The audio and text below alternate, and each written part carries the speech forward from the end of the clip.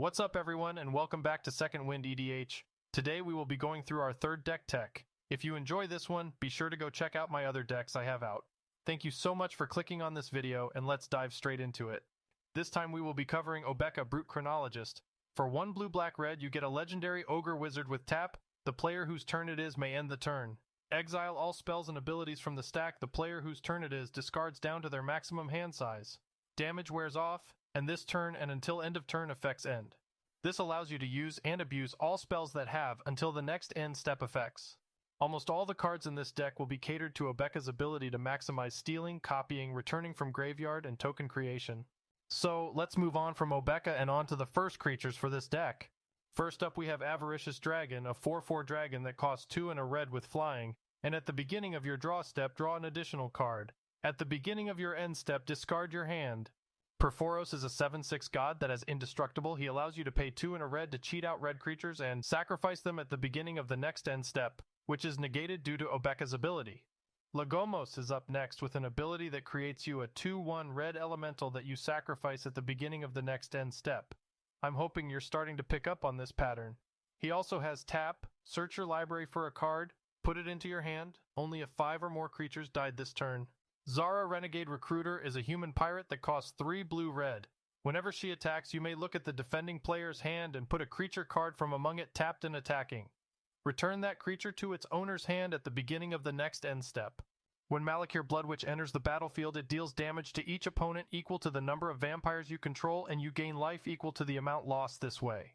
Next list starts out with Puppeteer Click, a fairy wizard that lets you recur creatures from opponents' graveyards. Again, you sacrifice them at the beginning of your next end step. Felden of the Third Path allows you to copy creatures in your graveyard every turn by paying 2 and a red and tapping him. A lot of these graveyard recursion, copying, and stealing effects also give the creatures haste permanently. Rakshasa Debaser allows you to recur your graveyard yet again and has Encore for 6 and 2 black. Next up, Diluvian Primordial. For 5 and 2 blue, you get an avatar with flying that also allows you to cast 1 instant and sorcery spell without paying their mana cost from each opponent's graveyard. Last up on this group, we have Apprentice Necromancer, a 1/1 zombie wizard that costs 1 and a black with pay 1 black and tap. Sacrifice Apprentice Necromancer and return target creature card from your graveyard to the battlefield. Again, as a reminder, all of these until next end step effects do not trigger because of Obeka's ability, allowing you to keep any permanent that would be sacrificed or removed from your board in any way. Wire Surgeons is an incredibly important creature. It gives all artifact and regular creatures in your graveyard Encore equal to its mana cost, letting you bring back a copy of that creature for each opponent. You get to keep all those copies by simply ending your turn with Obeka. Teresian Mindbreaker is a 6/4 juggernaut with Unearth that mills half the library of any opponent you attack. Sepulchral Primordial is up next. This 5/4 avatar lets you recur 1 creature from each opponent's graveyard. Cedrus the Traitor King has another huge effect, giving all creatures in your graveyard Unearth for 2 and a black. Amphin Mutineer is last up for this group. For 3 and a blue, you exile 1 target non-salamander creature, giving its controller a 4/3 blue salamander. Amphin has Encore 4 and 2 blue. These are some of the strongest combo creatures of this deck. First up is Flamerush Rider, a 3/3 human warrior that copies another non-token creature that is attacking with Flame Rush. That token is tapped and attacking, exile it at the end of combat. Although end of combat is a little different, it still can be removed with Obeka's ability. When Dutiful Replicator enters the battlefield, if you pay 1, you create a token that is a copy of another token you control. Rianya Fire Dancer allows you to create X copies of another target creature based on the number of instants and sorceries you cast plus 1. Last up on the copying group is Kiki Jiki Mirror Breaker. He simply taps and creates a token that's a copy of a non-legendary creature you control, giving it haste. Phyrexian Triniform gives you 3/3/3s when it dies and has Encore 12. Tylenali's Summoner lets you pay X and a red every combat on your turn to make X 1/1 red elemental creatures tapped and attacking. Dualcaster Mage is a fantastic combo piece, allowing you to copy an instant or sorcery spell. Last up for our creatures, Overseer of the Dam's ETB destroys target creature, and when a non-token creature an opponent controls dies, you get a 2/2 zombie creature token.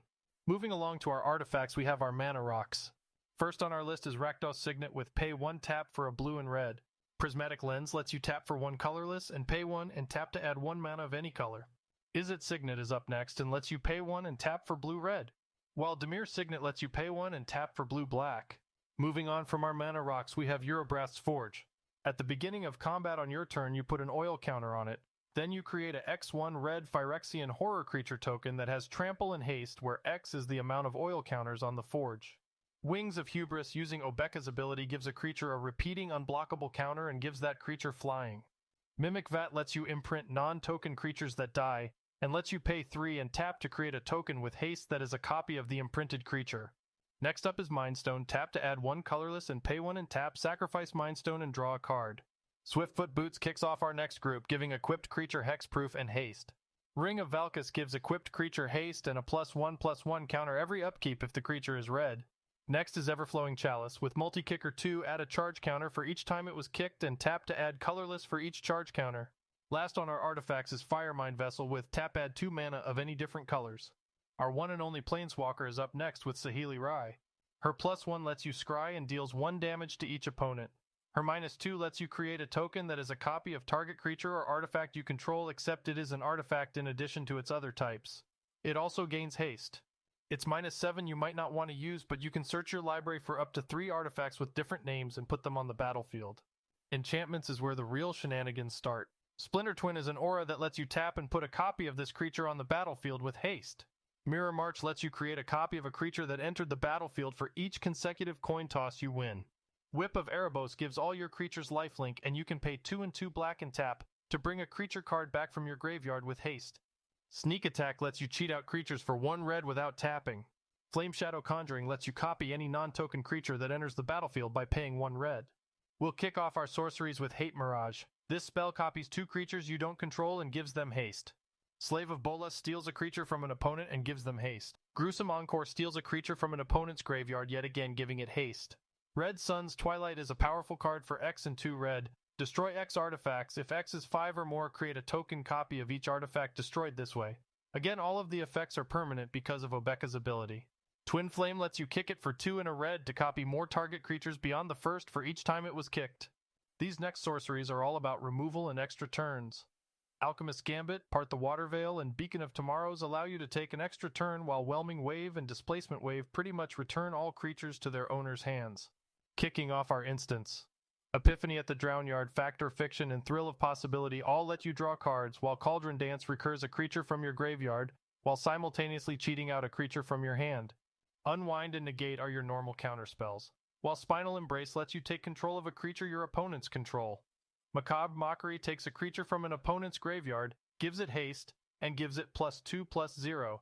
Glorious End simply ends whoever's turn it's on. The last 3 instants are Is It Charm, which allows you to choose either counter target non-creature spell unless its owner pays 2, deal 2 damage to target creature, or draw 2 cards and discard 2 cards. Wake the Dead lets you return X creatures from your graveyard during an opponent's turn, and Discontinuity lets you end the turn yet again. Our lands will kick off with 3 simple Rakdos options: Cinder Barrens, Bloodfell Caves, and Akum Refuge. The next 3 are Dimir options with Dimir Guildgate, Dismal Backwater, and Dwar Isle Refuge. These 5 lands are all again for maximizing color options. Myriad Landscape, Exotic Orchard, and Command Tower all give you color options, while Swiftwater Cliffs, Izzet Guildgate, and Highland Lake are all Izzet options. Mystifying Maze exiles attacking creature for 4 till the next end step. Last but not least, we have 2 more color options with Rakdos Guildgate and Crumbling Necropolis. Tagged along with this, you have 9 mountains, 4 swamps, and 8 islands. This deck will come out to be around $86 on release of this video. Please remember to like, comment, and subscribe. Thank you guys so much for watching, and I hope to see you again on the next episode of Second Wind EDH.